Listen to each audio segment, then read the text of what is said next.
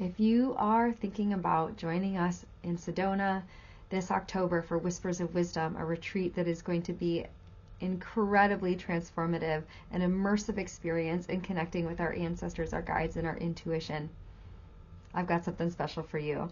Thank you for joining in for this conversation that I have with Chef Eileen, who's going to be joining us for the entire retreat and finding all of the ways to nurture us as we do our deep transformative work. So, welcome and enjoy the conversation.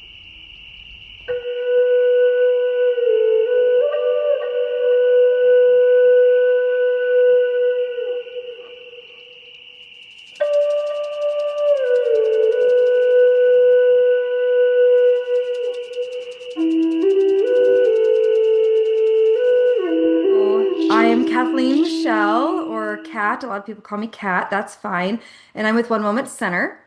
And so mindfulness experiences for transformation, really. So connecting with mindfulness and the earth and ancient wisdom to bring about our own personal transformations that really, in the long run, are about serving the world, right? So that's my secret mission and vision is to save the world. But it starts with us. So part of doing that is having retreats where we can really dive in and do work that we just can't do on our couch, right? We just can't do the same work, internal work, and the external work that we do on retreats as we can in other experiences. So I love running retreats, and we've done retreats in Sedona a few times now. And this upcoming retreat in October 2026, we will have Chef Eileen with us. And so this is the first time that we've had a chef come in. And there are many reasons behind this, but part of it is because it's going to really add to our experience. And so I'm going to pause there and let Chef Eileen kind of talk about her quote unquote special sauce that she brings to retreats. And part of that is being local to Sedona and knowing all of the magic of Sedona. So, Eileen, I'm going to hand it over to you. Anything that you care to share about yourself and your work?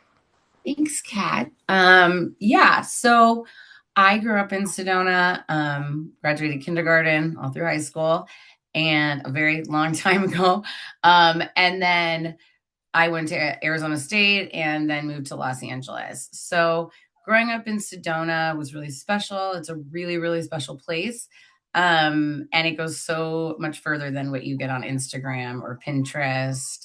It's a lot of the local secrets still haven't like made it to social media, the way everything else has. So I like to be able to help hosts with that kind of stuff, like where the actual real and best crystal shop is, or, where you can go privately dip in a creek without a bunch of people, or, all those kind of cool things, where the best juice spot is, whatever it is. Like I feel like I have a real, Sedona's so magical if you haven't been there, but there's like a pulse that radiates through it. And like when you're from there, it's very much entangled into like who you are and into your like cellular being. It's very hard to explain, but it's a very bonded group of humans. So it's a special place for anyone that gets to go on this retreat or that's been there.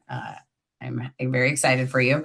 But because of that, also, I have great connections with a local produce provider that has been there for 40 years, and they source great local vegetables and things like that. And I'm the only chef that's allowed to go there because they sell wholesale. So I just have known they've been down the street from where I grew up for 40 years. So it's a very cool grown up life hack. I feel like getting that access to fresh produce that arrives in like pallets and not bags and, all that good jazz. So Wow. beyond that, I have worked in Los Angeles for the past almost 10 years doing this. I've lived out here for 20 something now. So a long time, but I went from working in fine dining restaurants on the serving side to going plant-based and then started cooking professionally. So I've started my career off actually really quickly, working with another celebrity chef and just started working for celebrities pretty quickly in LA. I've worked for athletes, NBA players, actors. Joaquin Phoenix put me in his credits of one of his things as his on-site caterer and chef. And then I was invited to Skywalker Ranch to teach their culinary team how to cook for Fortune 500 retreats for vegans in those groups, which was probably the coolest thing I've done is in my career in that regard. Even though I wasn't a fan of, I had never seen any of the films, the magnitude of where I was, for as far as career goes, it was like, this is have I made it? So that was kind of cool. 27 non-disclosures later, but it was really fun experience. But beyond that, I've worked with people also who are sick, people with cancer, heart disease, diabetes, people who are desperately seeking out something to help with whatever they're dealing with. And I find on retreats, there's always one in the crowd that's like privately dealing with something with their health that they are afraid to speak on. They don't know where to first turn about. And I often find them coming to me in the kitchen. Right. And I'm happy to chat with them. I'm happy to help them. I've coached people. It helps me to help them. That's why, as you know, I send you allergy sheets and preference sheets. Like all that stuff's really important for me to know, because I call it layering the nutrients. But for me, it's important that everybody eat what they like, if I can do it, and food that's going to nutritionally be dense for whatever is energetically being used that day. So, it's very thought out. Every single meal has like the right amount of, like it has protein and fiber and all the veggies and balance of both raw and grounding cooked food and, seasonal. And I'm very mindful of ingredients, and you won't find like seed oils or canola oil, or even cooking with olive oil, which becomes a carcinogen. So there's all these different things that are my responsibility when it comes to food. And Oh. well, vegans are already vegan. Good for them. I'm not here for them. I'm here to show people they can eat really good vegan food, and it can be food they think they would miss, and then it's easy to make, and it's something maybe they could do at home. So you won't find like a Buddha bowl on my menu. Most of the time, it's going to be things like enchilada casseroles and oysters and salmon, smoked salmon tartines and things like that. And the salmon is just carrots I've cured in salt for 3 hours at a low temperature, like you would salmon, right?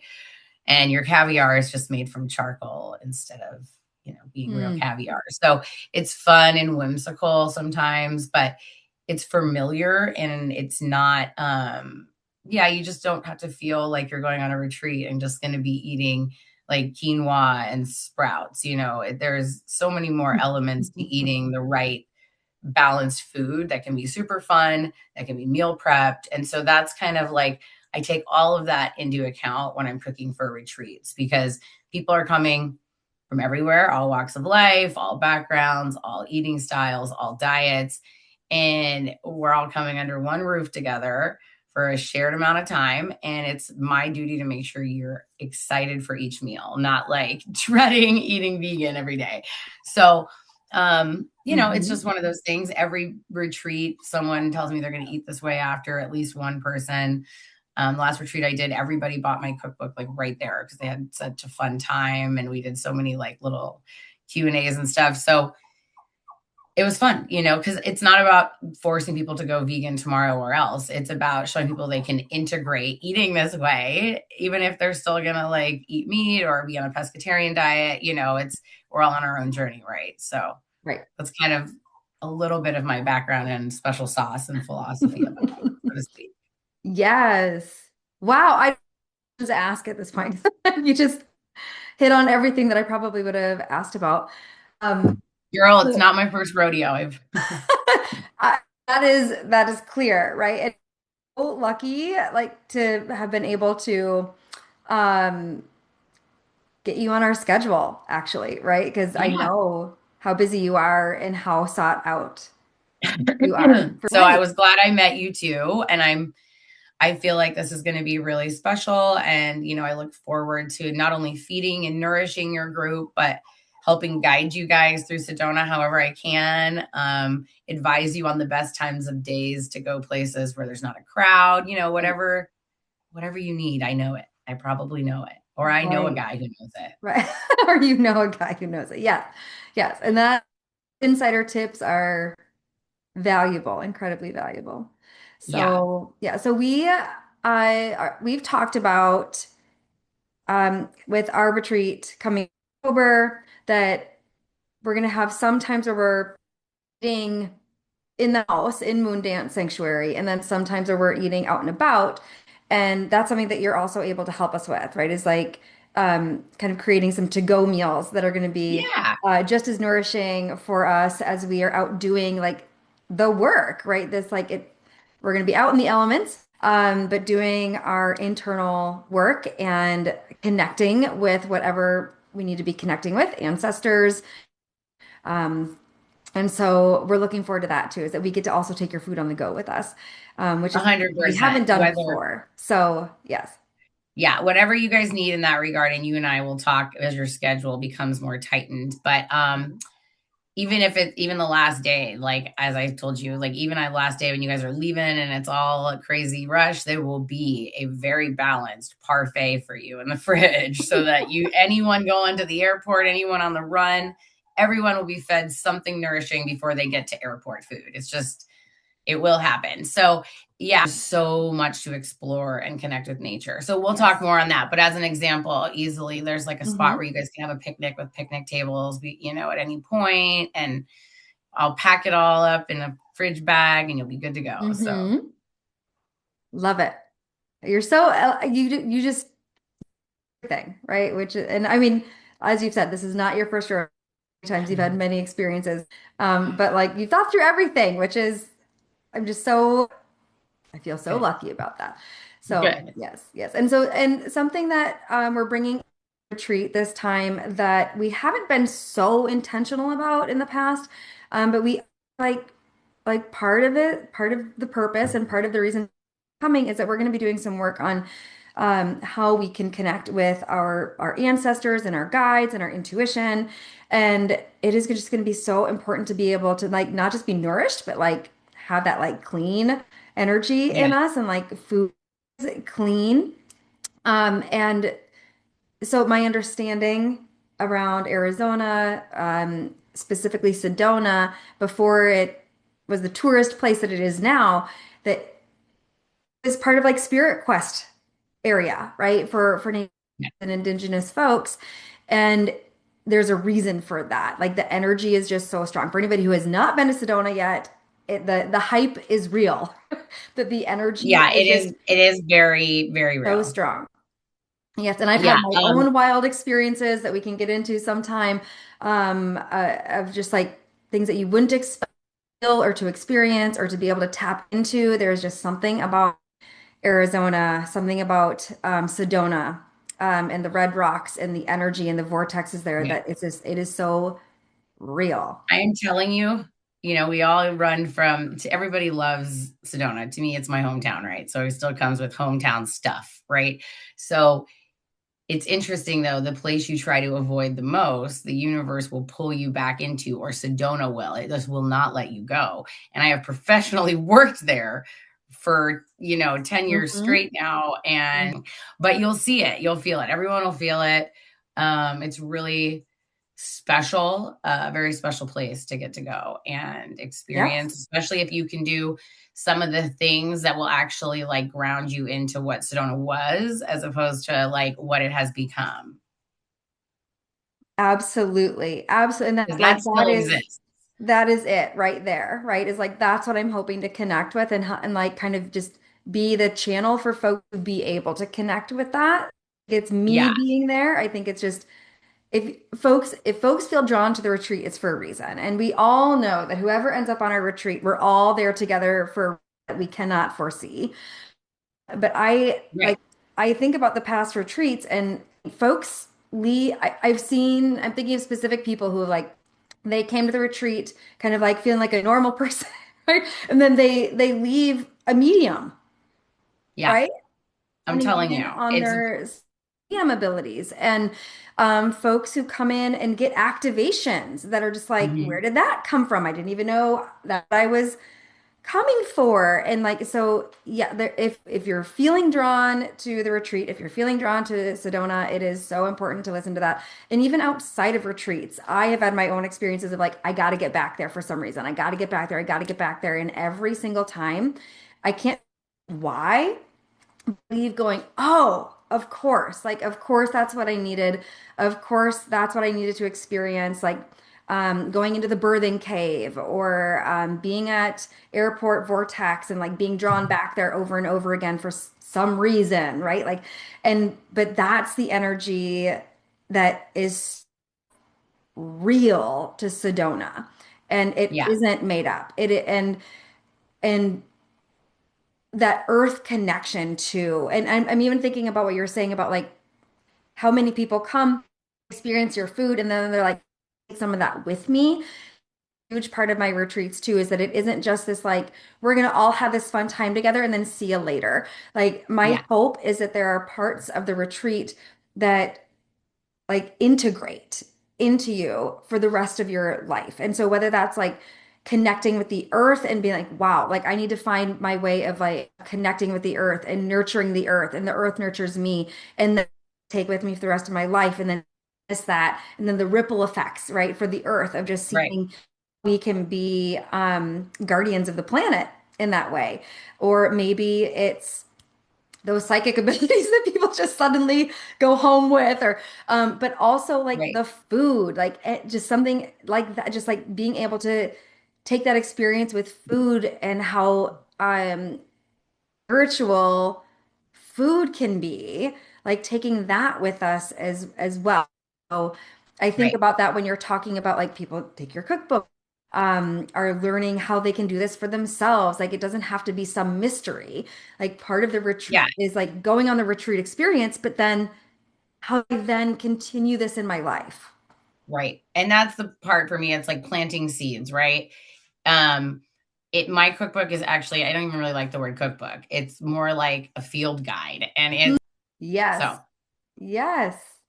I love that. I love that. So people can experiment and also like just like get the experience so they can, yeah, just yeah, figure because like, out look, we're all what. on our own journey, and like, I know we live in a world where everyone's telling you you have to do this way, this way, this way, this way, and it's like, Yeah. I mean, maybe, but also people that might be overwhelming for people. And isn't it better if they just start integrating more vegetables into their diet and they do it with Sure. joy in their hearts? Isn't that better than nothing? Isn't it Yes, better for everyone involved if every little bit counts? Right. So absolutely. for And me, on the clearing of the vessel type thing, as you were saying, it is really clean eating. I don't use like a lot of like any really processed stuff. Like I guess some Italian pasta, but that's not really doesn't really count. You know hmm what I mean? hmm So it is really clean. If that's you, just know that's your body getting healthier and clearing out, which is like the perfect vessel to then receive the gifts you're like adding into it. So anyone feeling a little hesitation about eating plant-based should know like it's probably going to really gear you up for the gifts that are coming your way from you, Kat. So Okay. Yeah. Yeah.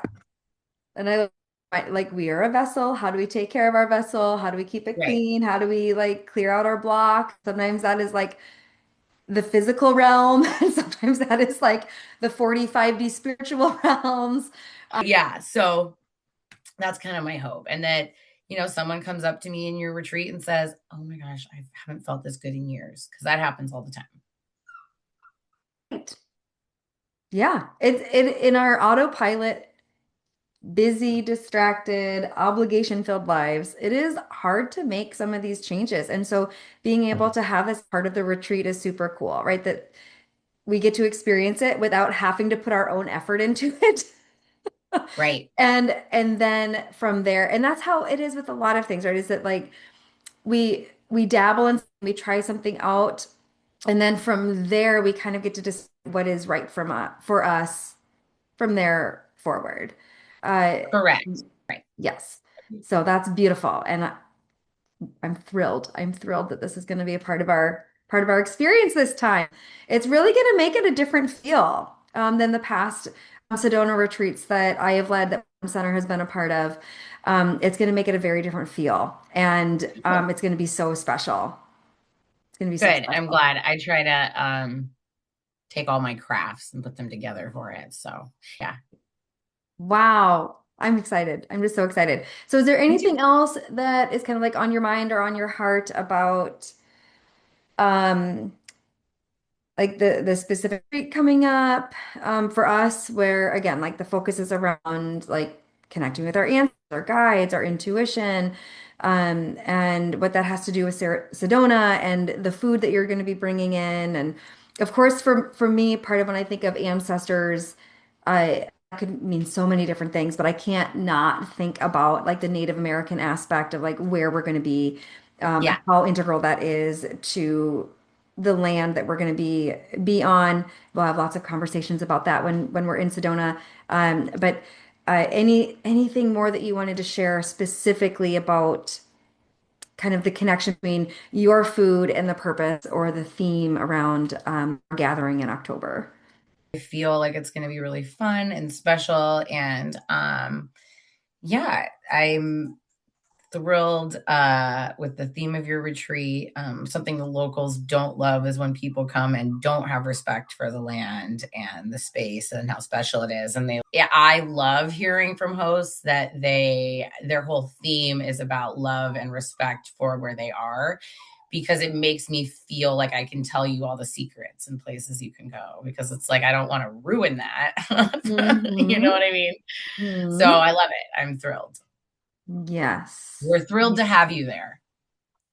Well, that makes me feel really good. And hopefully anybody who's choosing to come on the retreat, that also is giving them a little vote of confidence too, right? That this is right for them. Right. Chef Eileen approves. Yes. Oh man. Okay. Lovely. Lovely. Well, we are very excited. I cannot wait. Um, and I know that when we have our time together, it'll just like flow so well, and you're just going to be part of the retreat with us, which again is something new to One Moment Center retreats, at least in Sedona. And but I just know it's going to flow so well. It's just going to be a part of everyone's spiritual experience, physical experience, and part of our ability to really connect inward and get those whispers of wisdom, right? That's the title of the retreat, the whispers of wisdom, and helping us to connect with our ancestors, guides, and our intuition. So I love it. thrilled, and we're looking forward to it. Excellent. Well, it's great chatting with you. Thank you. Yeah, I love